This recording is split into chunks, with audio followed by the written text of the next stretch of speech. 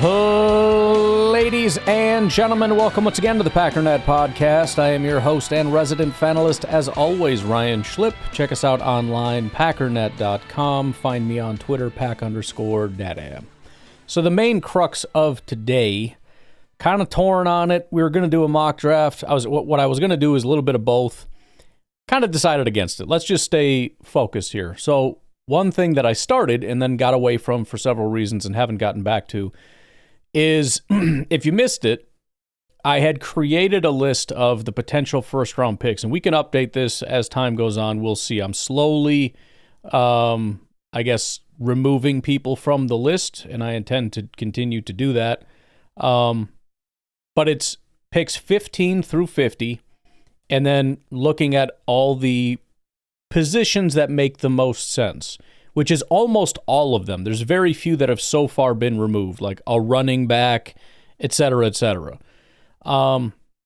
We've done the 4 cornerbacks. Again, this may change as people move up, people move down. But Benjamin Morrison, Siobhan Revel, Jahdae Barron, and Azaria Thomas we went through. Today I want to go through the defensive tackles. I did have a chance to watch them. Pretty happy with some of the stuff that I've seen from these guys.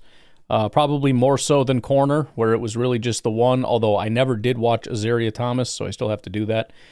But pretty excited about it, and we may remove one of these guys from the list officially as far as being a potential first-round pick, but we will get to that. Before we dive into it, though, and we'll see, I'm guessing that'll take the whole time, but if it doesn't, then we'll pick a second position and go through that as well. I want to go through a little bit of some of the newsy, notesy stuff. The news is getting fun, but it's also getting scary. You got to watch out for the clickbait. Some of this stuff is, you got to be very careful with the wording, and sometimes they're not careful with their wording, and they're just incorrect. A lot of big, broad, sweeping, that's crazy news, but is it theorizing? Is it they could possibly, hypothetically, et cetera, or is it I heard it from a source, and then how credible is the person talking? Because sometimes people say stuff and it's just stupid, but it's fun to run with it. Just keep all that stuff in the back of your mind. Let me give you an example. This is from thebiglead.com. It comes from a tweet, so don't worry about the site's reputability. Steelers are looking to make a blockbuster trade at quarterback this offseason. And I'm thinking, okay, wonder who that could be. Thinking it's not that big of a deal. Via Ryan Burr. Now, again, I don't know much about this guy. 22,000 followers, Big Ten Network Hoops, PGA Tour Live, owner of MB3JGNC, whatever the heck that is, entrepreneur, blah, blah, blah. I didn't read much about football in there, so I don't know where he's getting all this, but he tweeted out, Steelers have made inquiries to the Jaguars about a trade for quarterback Trevor Lawrence. This directly from the horse's mouth in the Jaguars organization. Now, keep in mind, number one, possible none of this happened. Assuming that it did, though, all they're saying is that the Steelers called the Jaguars. It never said anything about the Jaguars. For all we know, they kind of chuckled and hung up. But it's not that crazy, because I have to assume they are currently ready to start making some big changes in Pittsburgh. You've kind of got the old guard out there. It's becoming an old team. It's one thing when you're making the playoffs just about every year. You have a winning season every year. But at some point, you got to make some changes. I could understand a scenario where you look at it and say, okay, we're not getting a premier quarterback, even if we thought there was one in the draft, which there's a ton of rumors that, teams like the Giants do not think that there is. We'll get to that. But you're not picking in the top 5. You got some good players like Watt and whatnot. You got a receiver that's a freaking weirdo, but he's talented. If you just had a competent quarterback, plus they kind of just did that last year. They traded for, not that they expected him to be a premier guy, but they made a big trade for a quarterback. It also lends some credibility to the idea of Aaron Rodgers, even though the city and players on the team are actively campaigning against him coming, which is the craziest thing I've ever seen. It may not matter if the Steelers are this desperate and they can't, they swing and miss on big stuff like Trevor Lawrence. It would kind of make sense in a desperate play of we need to win now or we're all getting fired to go out and get Aaron Rodgers. And remember, this is the time of year in free agency where you try to get all that stuff where you don't want to have to be desperate when the draft comes. And especially if you don't have very much chance of satisfying it in the draft, like quarterback, when you're not picking in the top 5. So, all of this makes sense. In league with that, Ian Rappaport tweeted out, clarity on what's next for Aaron Rodgers. Per NFL rules, if a club announces that they are terminating a vested veteran, other clubs are able to talk to him. No tryout or signing is permitted. Rodgers won't officially be released until the league year, but talks can happen. And talks are all that matter. By the way, the Jets did officially tweet out that they have moved on from Aaron Rodgers, so we knew it, but it's officially official now. And again, the talks are all that matter. That's why when free agency happens, the real free agency is the several days before that when the legal tampering period begins. Because phone calls get made, those phone call conversations get leaked, and then we find out about it. Most of the major trades happen before the actual trades are legally allowed to take place. So all we need are conversations. Once calls start happening, guys like Ian Rappaport are going to start finding out about it, and so are we. So hopefully, and it may be very quiet. Rodgers might go into a darkness retreat or something, or just say, I'm not doing this right now. I'm taking some time to contemplate. So there may not be news, or it may go fast and furious and some stuff is going to start to materialize really quickly. And you have to assume there's going to be a lot of impatience when it comes to teams because you have a lot of teams like the Steelers, like the Raiders, like potentially the Rams or the Giants that are in desperate, we'll get to the Rams also, that are in desperate quarterback situations they need a plan, right? I mean, maybe if you're the Giants, you can go after one of the rookies, but if you're one of the other teams, the Raiders are kind of close. They could probably take a swing if they can put together enough, but you want to get your ducks in a row. If Rodgers is available, maybe that's a nice little stopgap. We can have him for a year, maybe 2 years, and wait for a better quarterback class to come along and take a second swing. I hate to keep disparaging the quarterbacks. I'm just echoing the sentiments of what's already out there. I haven't personally looked. I know I looked at Shedeur Sanders 2 years ago, and I actually really liked him. They had considered him like a second-round pick, which kind of makes sense because, as I said, many people this year believe he wouldn't have been before any of the first-round picks last year, so late first, early second kind of a prospect. But I remember watching him and really liking him, so we'll see how I feel about him as we progress. But anyways, yeah, teams are going to want to start to get answers. They're going to need to start having some conversations and figuring out what their plan is before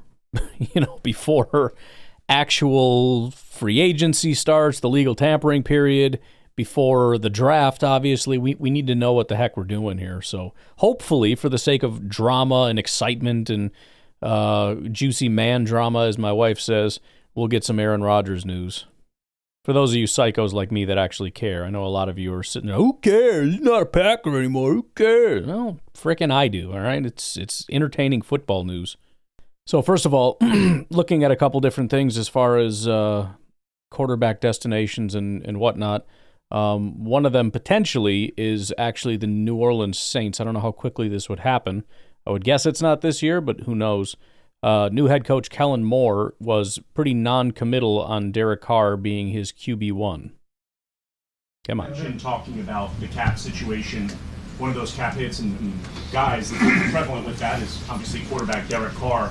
What do you think about him when looking at his tape, and do you view him as being the week one starter for this team with you as head coach? Yeah, Derek's a tremendous quarterback in this league. I've had so much respect for him, the journey that he's been on. He's a starter in this league. He's a premier player in this league. He's had a great journey, obviously going from Fresno State to the Raiders and now here. Really excited to team up with him and go through this process. And so just like any player on this roster, I just got here a few days ago, and I'm excited to go through this journey with all of them. Following up on Derek, do you view that as you guys have a decision to make at quarterback, or do you view it as Derek Carr as a quarterback?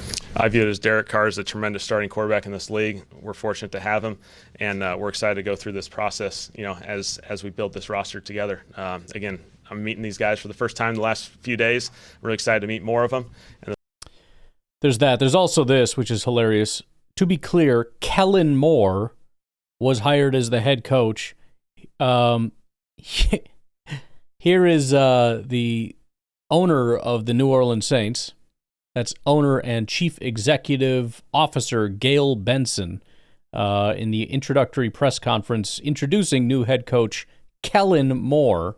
We wanted a coach that was exceptionally bright, creative, and most importantly, a tremendous leader.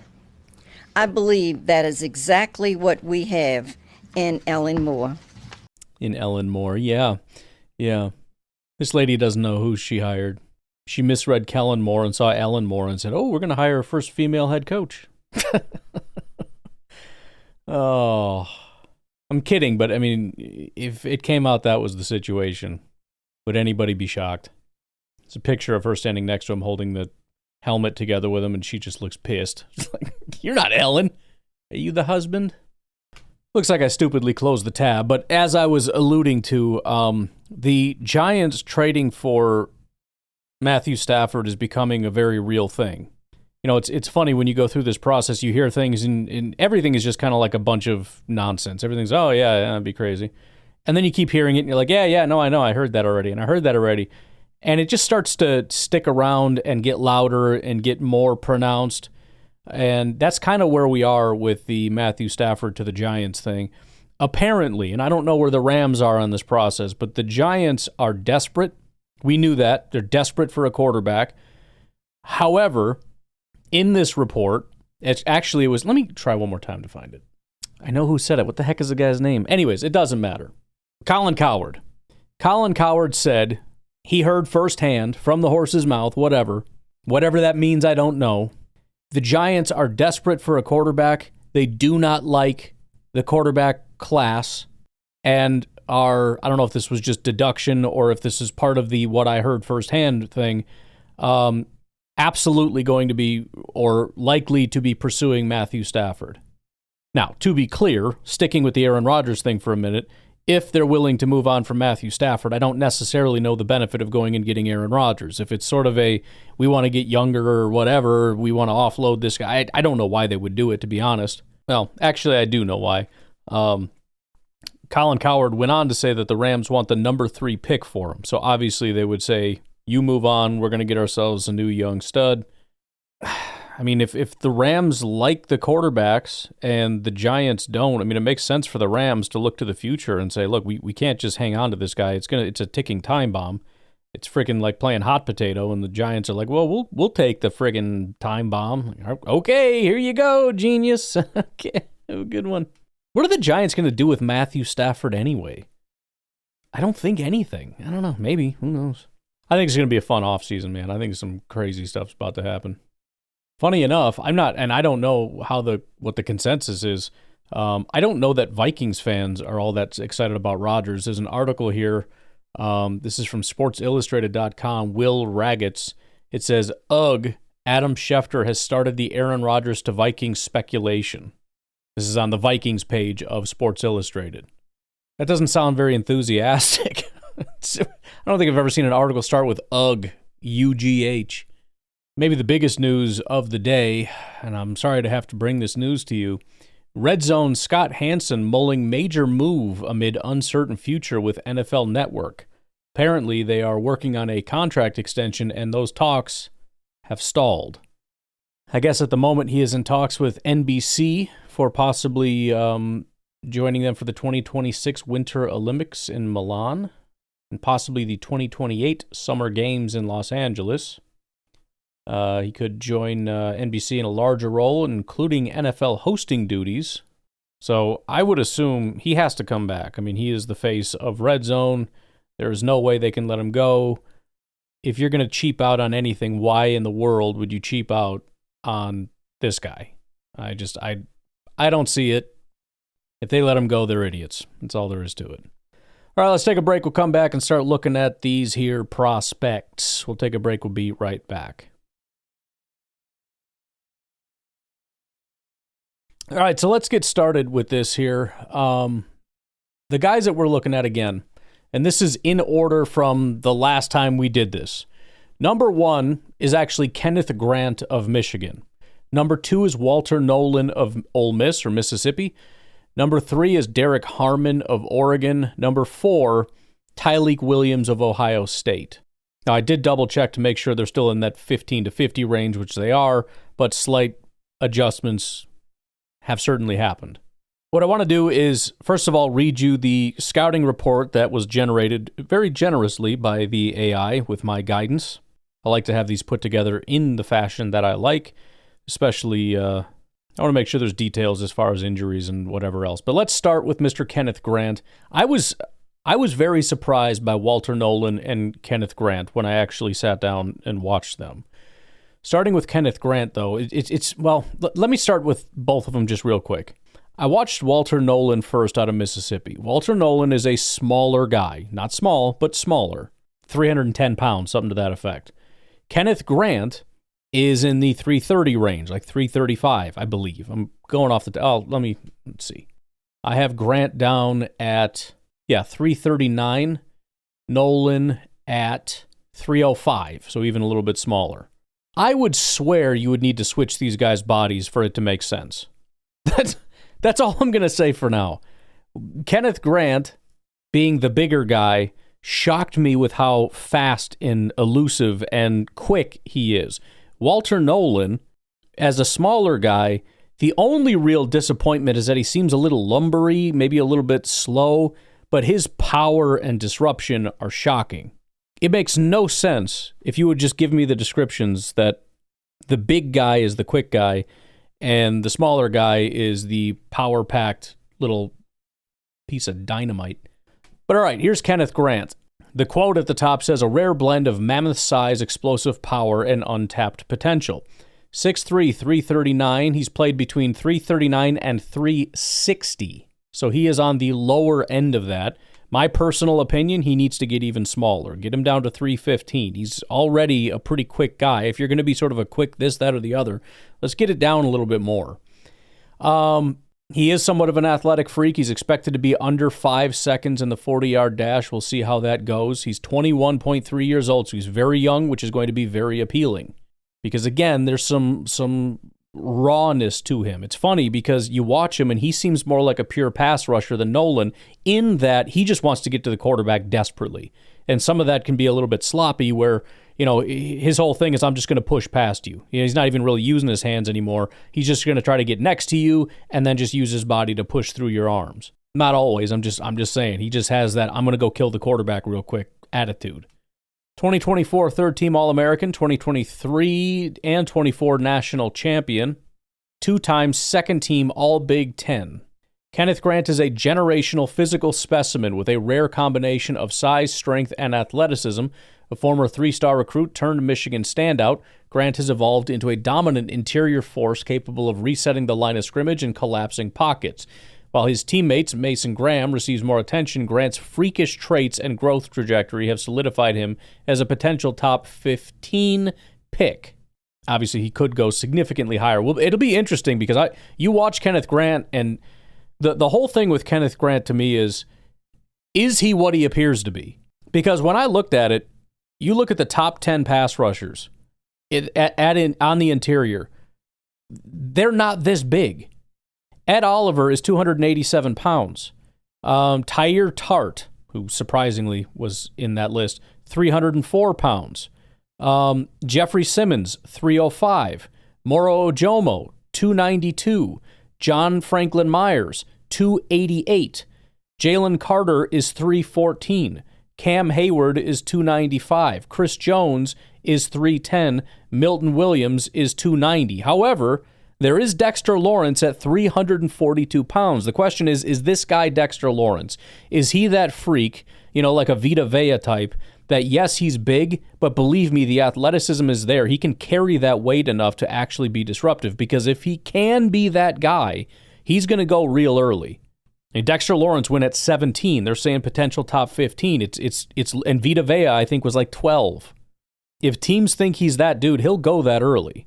But there might be some uncertainty. There might be some safer bets. It's kind of the same for me with Walter Nolan. The production wasn't there so much in terms of the pressures and sacks, but I don't know why, because you watch him in certain games and he is just dominating the offensive line and terrorizing the quarterback, and you're like, what happened in all those other games? What were you doing? I don't understand. Were you being triple teamed the whole game? Or maybe. I don't know. But it's absolutely in there. All right, getting to his strengths. I'm not going to go all the way in depth here, but elite anchor and run defense, resets the line of scrimmage, freakish athleticism, ran a sub 5-second 40-yard dash at 360 pounds as a freshman. So when he was a lot younger and 25 pounds heavier, he ran a sub 5-second 40. And again, you watch him.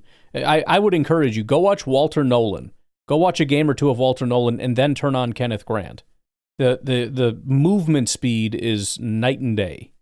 Pass rush upside, generates pressure with devastating bull rush and flashes a swim club move. Active hands disrupting passing lanes, 10 pass deflections, and collapses pockets even when blocked. High motor, high durability, versatile, played 3-tech nose tackle and even edge at Michigan's hybrid system. Fits a 4-3 or 3-4 defense as A-gap anchor. Weaknesses, inconsistent pad level, pass rush needs refinement, lateral mobility, and then weight management. Fluctuating from 339 to 360 in college is not a good thing. Ideal role, starting nose tackle or 3-tech in a gap-control defense, best suited for teams prioritizing run stopping with hybrid fronts. For example, Steelers, Colts, Chargers. Development path, needs a coach to refine his hand usage, pad level, and pass rush counters. Could evolve into a 3-down player with improved technique. Pro comparison, Dontari Poe and Dalvin Tomlinson. I saw several comps to Dalvin Tomlinson with him. Dontari Poe is another great example of a big nose tackle that could be real disruptive on the interior. His grade, he's a first-round top 20 talent. They got some fits, the Colts at 14, the Chargers with the Jim Harbaugh connection, and the Pittsburgh Steelers. Bottom line, Kenneth Grant is a high-floor, high-ceiling prospect with tools to dominate NFL trenches. While his pass rush polish and lateral agility need work, his freakish athletic profile, run-stopping prowess, and durability make him a safe bet to anchor a defense for a decade. Draft him for his power, develop him for his potential. They do a good job with these little write-ups, don't they? That's nice. I will say, though, as much upside as Kenneth Grant has, Walter Nolan captured my interest at a really high level. My only concern, the only thing I was questioning, and he assuaged my concerns numerous times. In fact, I said it out loud in my head, which makes no sense, but I said it in my head that I'm concerned when you get to the NFL level, if you don't have the ability to get to the quarterback in 2.5 seconds, I don't know that you can do it. If you go up against a guy that can hold the ball forever, like Caleb Williams, you might be able to pull off a sack or two. But if you're just not quite quick enough, I don't know that you can do it. Very next play, swim move around the offensive guard, immediately gets to the quarterback. Like, okay, well, I mean, I guess it's possible. But I actually watched a second game, so I would encourage you, if you want to find a game to watch, see if you can find Walter Nolan against Florida. I watched his game against LSU after that just because it's unbelievable. This guy gets me really, really excited. I'm concerned. It's kind of a Justin Jefferson thing, right? I want to calm down. I love the guy. I'm excited. I think he could be a freak. Also, he could be a complete bust because he just doesn't have that next gear. He seems just a little lanky, or lanky's not the right word. It's like Frankensteinish. He doesn't move very fast, but the raw power he has in his body, he dominates offensive linemen, just puts them wherever he wants to go. His tackling is ridiculous. It reminds me of Raekwon Davis, who has not been a very good football player, but the term that I coined for Raekwon was bear paws, because the power in his hands, he gets after people, and it's like it's one of those things, when you kind of dive at a person's legs and you watch, and that running back he's just gone, because as soon as he gets his arms around, or one arm around your leg, you go straight down to the ground. There's no escaping him.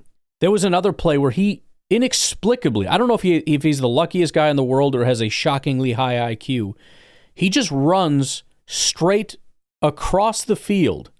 I don't know if maybe he was playing a screen. He didn't even go for the quarterback. He just starts running to his... So he's the right defensive tackle on the defensive side. He starts sprinting to the left and then tips a pass because the ball went that way. Like, how did you know? What happened? I don't understand. He is the most annoying defensive lineman I've ever seen. If you're trying to watch like an offensive line or an offense or something, this guy would annoy the living heck out of you. I've said it in the past. I don't know if you remember, but there was a guy when I played football in middle school. His name was Leroy. Middle school's around the time some of the guys start getting man strength. And Leroy had man strength among the guys with man strength. This dude was strong. And he wasn't fast. He was very unrefined, but he would just grab the guy in front of him and push him 20 yards back. Literally, the play would be over, and it's like, where's Leroy? And he's pushing a guy down the field. Like, Leroy! All right, knock it off. Get back here. He's just a freaking bull. And that's Walter Nolan. And I feel like, it's one of those things where it's like, you look at it and it feels unrefined. It feels like everything's an accident, like he just happened to be there and nothing looks good. If it's not an accident, you just look, it's like, this guy could be really, really, really, really, really good. I don't know. I just don't know. All I know is I watched this game against Florida and my jaw was constantly on the floor. And I said, I got to watch another one because that was just awesome. But I don't know. It feels like, why are you so slow? The way you move looks like, like I said, like Frankenstein. And then you go to the next level. Everything's so fast. I don't know, man. I like Walter Nolan. I like him a little more than Grant. I was a little underwhelmed with Grant's power. For a 330-some-odd guy, he would kind of like run into a wall. And I think it was like he doesn't know what to do with his hands. And that really helped me appreciate Walter Nolan even more because, Kenneth Grant, the big guy from Michigan, just wants to run past you. Nolan wanted to get in your chest. He wants to engage with you, and he's going to say, okay, you come over here, little puppy. Okay, now you go back over here, little puppy. You do what I tell you. Just a mean freaking guy. All right, here is the Robots write-up on Walter Nolan. A raw powerhouse with elite explosiveness and untapped versatility. 6'3", 305 pounds. Again, a 4.95 projected 40 time. He's a junior, also 21.3 years old. Very young guy, which is really exciting. Both of these guys, lots of potential that is just untapped. 114 tackles, 26 tackles for a loss, 11.5 sacks, 35 pressures. That was just 2024. It's career stats, but for some reason that was just 2024. 4 pass deflections, etc., etc. 2024 Consensus All-American, Outland Trophy finalist, Senior Bowl invitee. Walter Nolan is a former number 1 overall recruit. As soon as I saw that, I thought this is a goody guy. Now, Kenneth Grant went to Michigan. They love going for the guys that won it all, the big programs and all that. But, Ole Miss is a big enough program. But you remember, like, Rashawn Gary? I just feel like Gutekunst remembers these guys coming out of high school. He remembers these names and just thinks, man, I would love to one day get my hands on that guy. And suddenly they fall in your lap, and I just don't think Gutekunst can pass it up. Just an absolute athletic freak that you've been watching his entire college career. You've been obsessed with this guy. You got posters up in your room with this guy. Former number 1 overall recruit, whose blend of raw power, explosive first step quickness, and positional versatility has solidified his status as a high upside NFL prospect. After transferring from Texas A&M to Ole Miss in 2024, Nolan emerged as a cornerstone of the Rebels' top-ranked run defense, showcasing his ability to disrupt both the run and pass. Despite inconsistencies in technique, his physical tools and relentless motor make him a tantalizing day 1 or early day 2 pick. Now, again, the statistics were not there, and I wish I could watch those games where he didn't get, because I was trying to decide what game to watch. One of them, he's got like a 92 run defense grade, very good run defender, because he doesn't get pushed out of the way, he controls the man in front of him, and he absorbs running backs. So game over as far as running the ball. But one of the games he had no pressures, and I thought, well, I don't want to watch that. The other game he had 7 pressures, and I thought, well, that maybe is a little bit too much. Florida, I think, was like 2 sacks and 4 pressures. I'm like, that feels good. So I watched the game with 4 pressures, and then I think the Florida was the one where he had like 7 pressures in that game. So I'm watching those games. I have no idea what happened in the games where he had half the season was 1 to 0 pressures.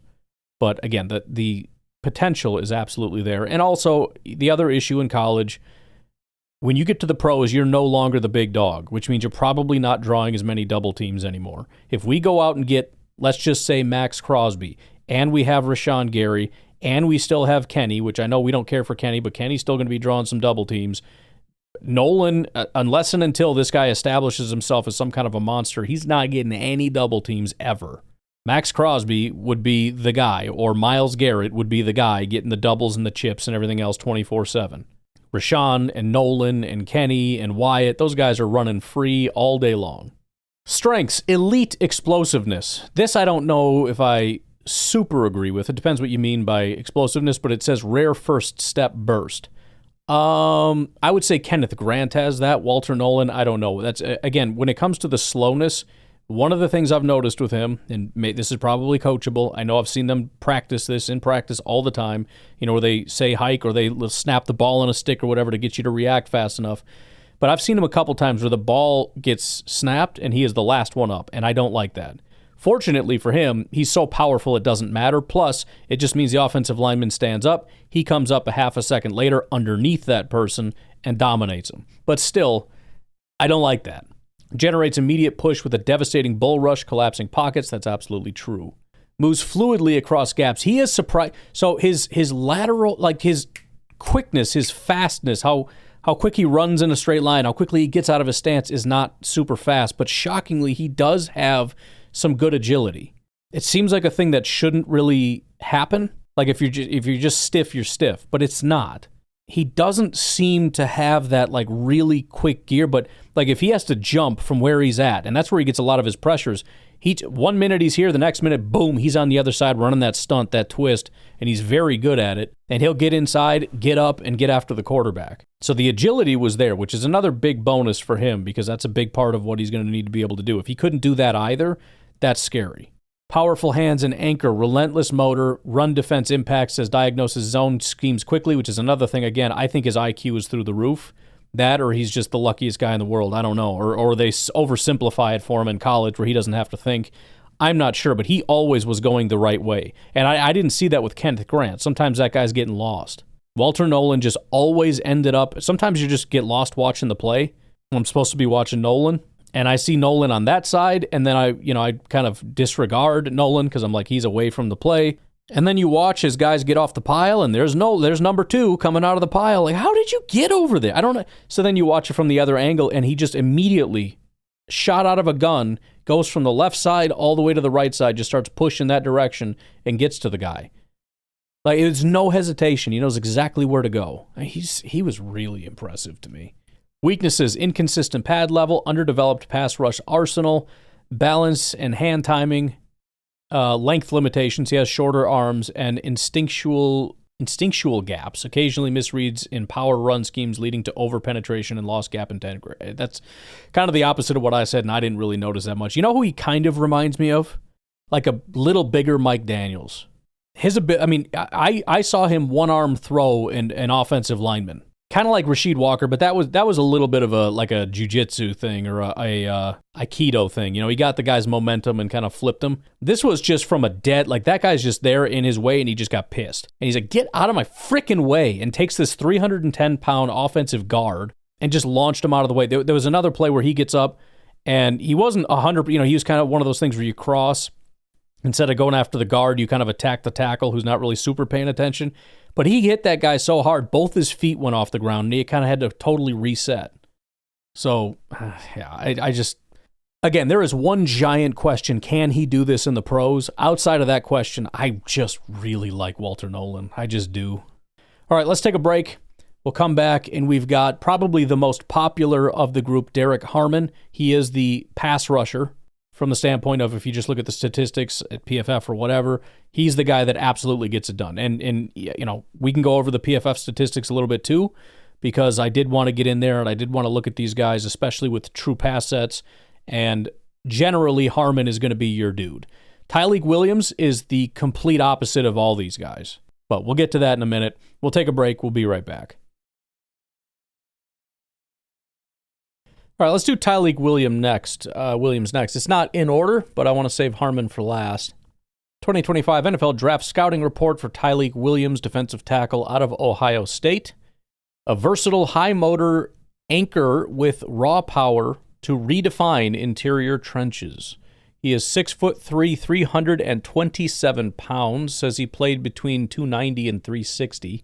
Tyleik Williams is a prototypical run-stuffing force with rare alignment versatility, 0 tech to 5 tech, and a decade-proven pedigree at Ohio State.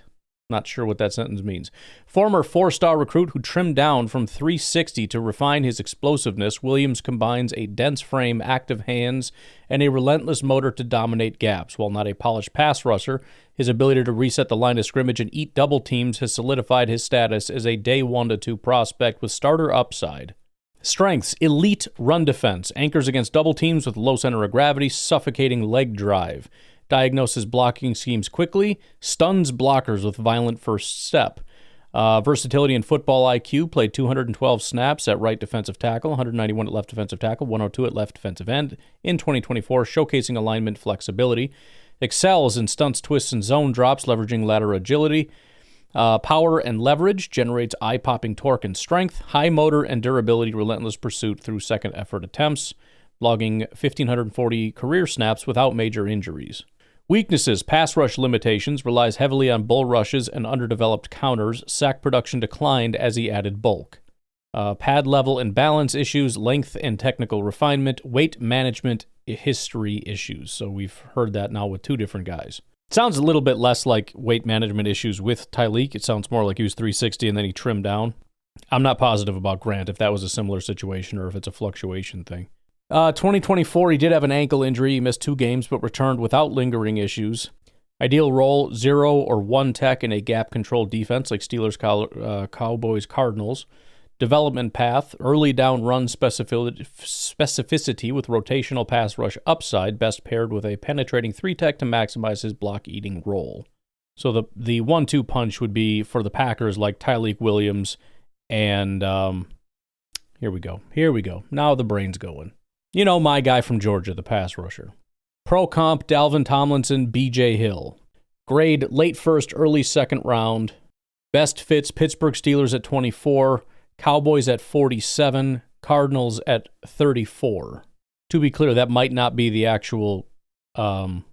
A lot of times they'll take these from mock drafts from like November, so those have changed slightly, but Tyleek Williams is a safe, scheme-diverse linchpin for teams prioritizing run defense, while his pass rush limitations cap his ceiling. His blend of power, IQ, and durability make him a plug-and-play starter capable of anchoring a defensive front. Draft him for his anchor, develop him for his versatility. Now, my general rule of thumb is if a guy can't rush the passer, I'm not taking him in the first round. You don't start drafting run defenders until the second round. For me, I'm tempted to take him off the list for a first-round prospect. I just don't know if it's going to be a thing. Now, my personal assessment is that I put him right between these two, not in terms of talent or how much I like them, but in just the way that I view him. He's sort of a blend of both. He has a little bit more power that you would expect from a big guy than I kind of saw from Kenneth Grant, more of that, like I said, anchor, where it's just, I'm going to stand here, I'm not going to be moved, and I'm going to push you out of the way. That's why he's such a good run defender. But he also has a lot more athleticism than you would expect from a bigger dude. And maybe that, like Kenneth Grant, maybe that can translate into pass rush. I don't know. I don't necessarily see it. I don't see the shocking athleticism like you see from Kenneth Grant. And so I just don't think he's going to make that step. I don't really see him shocking everybody as actually a really good pass rusher. Maybe, I don't know. But I think he's a solid, strong run defender, which is an interesting option in the second round. I wouldn't super love it in the first. And if they took him in the first, I would hope that means that they genuinely believe the guy can contribute as a pass rusher. And then the moment you've all been waiting for is Derek Harmon, the Oregon 6'5", 310 defensive tackle. He's projected to run a 5.1 40. Don't know how realistic that is, but that's where it's at. He is 22 years old, which is surprisingly old for this group. 2024 second team All-Big Ten, 2022 freshman All-American honorable mention. Derek Harmon is a meteoric riser whose transfer from Michigan State to Oregon unlocked his potential as a disruptive interior force. Once a 350-pound developmental project, Harmon reshaped his body, common theme, down to 310, and morphed into a versatile lineman capable of collapsing pockets and anchoring against double teams. A former 3-star recruit, his 2024 campaign showcased rare power and technique refinement, vaulting him into first-round consideration. Strengths: explosive first step and power, generates immediate vertical push with a violent bull rush, collapsing pockets, even against combo blocks. His 39 quarterback hurries, significantly higher via PFF. They have him at 55 and 5 sacks. Led all FBS defensive linemen. Combined 6'5" frame with heavy hands, swim, rip, swipe to disengage blockers, creating chaos in the backfield. Run defense anchor, absorbs double teams with a low center of gravity, leveraging core strength, blah, blah, blah. Scheme versatility, played 3-tech, 5-tech, and nose at Oregon's hybrid 3-4. He's got motor and durability, similar to the last guys, not a lot of injury issues, etc., etc. Weaknesses, inconsistent tackling and finish, pass rush plan limitations, pad level fluctuation, and then obviously there's the weight management issue again. 2023, he had an ankle injury, missed part of the Washington game, but returned without issue. Not aware of any off-field concerns. Ideal role, a penetrating 3-tech in a 4-3 or hybrid 3-4 front, Steelers, Lions, Commanders. Developmental path, rotational disruptor year 1, evolving into a 3-down anchor, needs coaching, on-hand timing, and pass rush sequencing. Player comps, Leonard Williams and Daquan Jones. Grade, late first, early second round. Best fits, Pittsburgh Steelers at 24, Detroit Lions 29, Washington Commanders 29. That's obviously some different mocks there. Derek Harmon is a transformative talent whose Oregon breakout violated his NFL potential, validated. I was like, what the heck does that mean? While his tackling consistency and pass rush polish need refinement, his blend of size, power, and scheme adaptability make him a coveted day one contributor. Draft him for his disruption, develop him for his ceiling. Didn't they use that line already? Come on, man, you're getting lazy. All right, bottom line. I was not as in love with Derek Harmon as I was hoping I was going to be. And I will say a couple things. Number one, the pass rush disruption is new. And they mentioned that in the thing here. But Michigan State, his first year, he only had 17 pass rush reps with 0 pressures. He had a 67 overall grade. Michigan State year 2, he started to become more of a full-time guy. He had a 60 grade, 56 run defense, 68 pass rush, just 15 pressures on 220 attempts with 3 sacks. 2023, he jumped up to a 78 grade, but it was almost all run defense, 81 run defense grade, 72 pass rush, which isn't terrible, but 20 pressures and 1 sack on 232 attempts. So he is nowhere near 10%. Then he blows up as far as pressures and his pass rush grade. 84 overall, 81 run defense, 86 pass rush, 55 pressures, 346 attempts. I think I did this yesterday, but it's 16% pressure rate, but still just 5 sacks. So I'm a little torn. On one hand, it's like if you want the guy that has the production, which is a big thing, especially with Packer fans. Stop getting guys that don't have like good PFF grades, that are more developmental, don't have production, et cetera, and get the guys that have it. You would want Harmon. The problem is if you're like super lazily looking at it as just sacks and not even worried about pressures, then Harmon has almost no production. 5 sacks is really low for an entire season. It feels to me like Harmon is less of a down-to-down disruptor. He's the least impactful on the guy in front of him. When he hits the guy in front of him, there's a lot less movement. And so he seems to be very much a hit-or-miss guy. He's going to try his pass rush move. He's going to continue to be persistent. And if it happens to work, then he's going to make a play. But he's also a guy that can absolutely get stuck. He's a guy that gets erased with double teams. They mentioned double teams. I don't buy it. I think he gets pretty obliterated. He's just not as dominant as everybody else. He is a guy that will probably flash more, which, people will notice that. Because a lot of these guys, like with defensive tackles, you can disappear for 5, 6, 7, 8, 9, 10 plays. I mean, think about it. If you see a defensive tackle in any point in the first quarter get a sack, you're pretty much happy with him for the entire game. If he has another tackle in the second quarter and another pressure in the third and another sack in the fourth, you're going to say that was the greatest defensive tackle performance you've ever seen. The guy probably had 30 pass rush attempts, and that's what he came up with. So he could absolutely be a guy that everybody loves because he shows up frequently. The problem is that all the plays in between where he just is not doing really anything and is not really making an impact. And that's kind of true for everybody, but You look at a guy like Walter Nolan, and even on the plays where he's not making an impact, he is throwing the offensive lineman around. He is much more of a forceful type of player. Now, to be fair, I have always loved those types of guys, and very often they just don't translate for one reason or another, which is why I'm hesitant about Walter Nolan.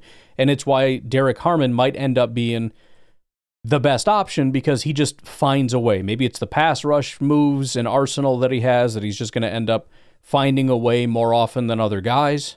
I don't really know. I just prefer more of the consistency, so I love Kenneth Grant's upside. Being that big and that athletic is impressive. Tyleik Williams, I like a little less because I don't see him that way, but I very much trust him as a run defender, and I think there's a potential to be, 8 or 9% pressure rate, possibly. I don't know. Nolan is just an absolute bull. I'm a big fan. I just don't 100% know if it's going to translate. Harmon produced in college, and maybe that means something. And that doesn't mean he's bad. It just means compared to the other guys, that's all I really got for you. I don't think there's anything Harmon did that I watched. And, the tough part is I watched 2 different games, because I watched Ohio State, and he was very much not impactful. It was when he graded out one of the best, but as far as pass rush and everything, it just really wasn't there. And again, it's inconsistent. He made multiple plays, but even if he made 5 plays, he played 40 snaps. And all the other ones were just kind of a disappointment, whereas a lot of the other guys, I wasn't disappointed. A lot of times I'm impressed with the plays where nothing really happens for them. Harmon is not that way. He's either impressive or he's a disappointment. So that's kind of where I'm at. Harmon is probably going to end up being the best of this group, but he's not going to be my favorite. I would say, just going off of gut, there's kind of 2 different tiers here. Who do I think is going to pan out, and who do I just like? Nolan is my guy. Then Kenneth Grant. Then I don't know. I don't know. I really don't. I would borderline say Tyleik Williams, which sounds stupid, and it kind of is, but I respect what he does as a guy that is not going to be moved. I respect him as a run defender. Harmon, I don't know.